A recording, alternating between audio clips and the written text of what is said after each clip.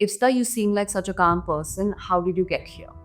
What happened, or how much violence it took for you to be this gentle, or how can I become the same? Don't sweat the small stuff. Now, how did I come up with the title of this video?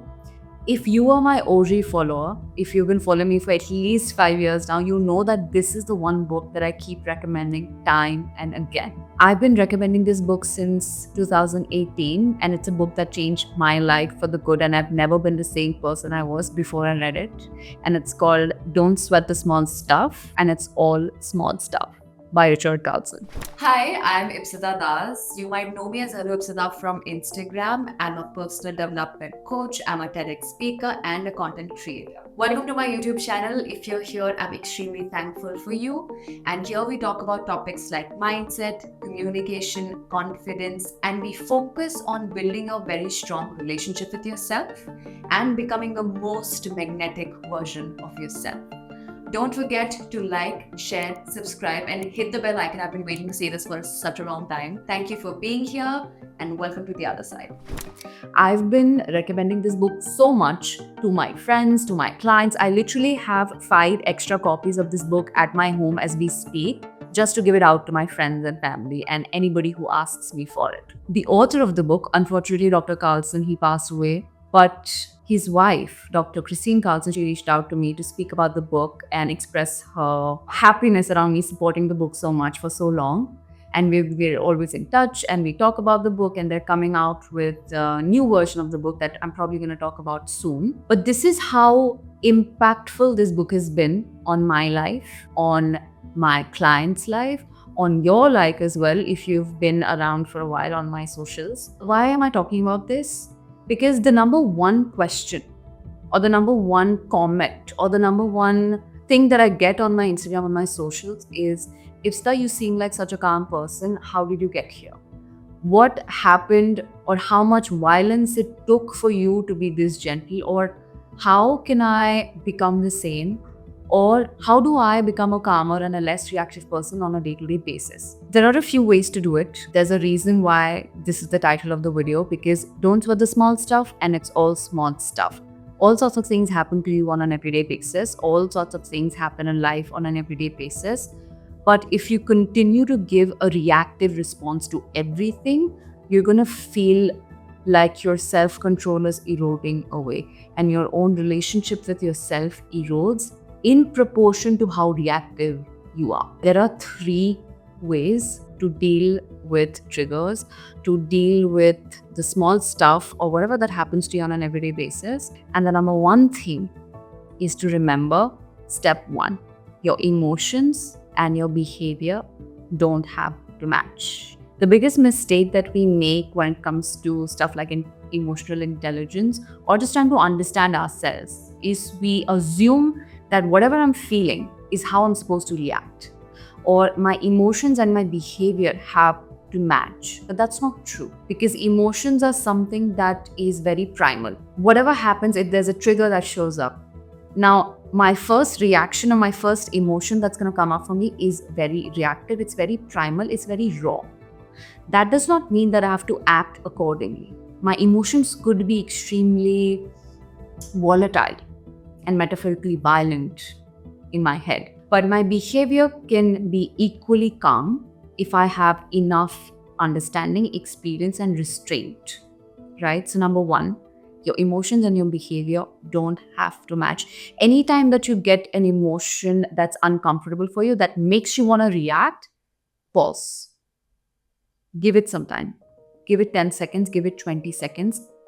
What will happen in those 20 seconds is whatever you're feeling is going to change. Whatever you're feeling is going to transform into a newer type of feeling, which is much calmer, which is not as inflammatory, which is not as triggering. Maybe this second layer of thinking or this second layer of emotion is not enough. Maybe it's not enough. Maybe it's not calm enough. You give it a little bit more time. You get a third layer of thought. The key being that you give it time. You practice giving your emotions some time for them to show up in more evolved ways. The very first instant trigger emotion that you're going to get is coming from the most unevolved or most inexperienced part of you, the most primal part of you, which is a part of being human. We are all evolutionarily, we are beings that are coming from history of being reactive. Because if I, as a cave woman or a cave man, would feel hunky-dory and positive all the time, I would end up dead in 20 minutes. Sensitivity to negative emotion is a very evolutionary thing that happens to us, which is why it's okay to have those emotions. But as a civilized human being and somebody who's gone through the steps of evolution, I'm going to give it some time. I'm going to give my emotions some time to evolve into something that is much more calmer. That's going to make it much easier for me to not be so reactive. Number 2, zoom out. Picture yourself 12 hours into the future. Imagine that you didn't react the way that you always do, that your behavior was much, much, much calmer this time. Picture yourself 12 hours into the future. How good do you feel about yourself? Naturally, you're gonna be a little bit more proud of yourself for not reacting the way that you've always reacted. So just having that perspective of me feeling good about myself in the future is going to prevent me from being reactive in this moment. This comes with practice. It's not going to be a one-time thing. You're going to have to repeatedly do this thing again and again every time a trigger comes up. The first 5, 6, 7 times are going to be a little rough. That's when you're trying to make this a habit for yourself. But after the 7th time, after the 8th time, once you've done it enough, anything gets registered in your being. Any habit becomes a part of your identity if you do it enough number of times. So repetition. Now, number 3, do not take it personally.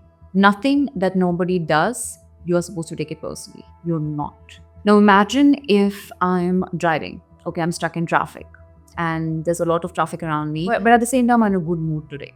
I'm fine. I had a great time. I had a great breakfast. I had a good time yesterday, whatever. I'm probably just going to blast some music. I'm going to pass my time. Maybe it's a couple of hours stuck in traffic, but I'm fine.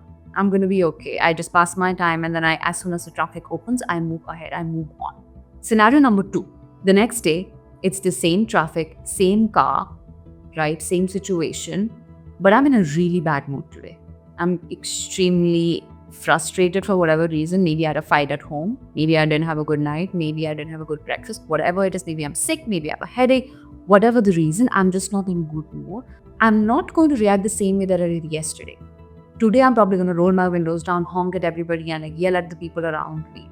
The situation is the same. The car is the same. The route is the same. The time of the day is the same. The only thing that's different is how I'm feeling about myself on that particular day. And based on how I'm feeling about myself on that day, that is going to decide my reactions. That is going to decide how I behave with the people around me. But does that mean that people around me were at fault just because I yelled on the second day?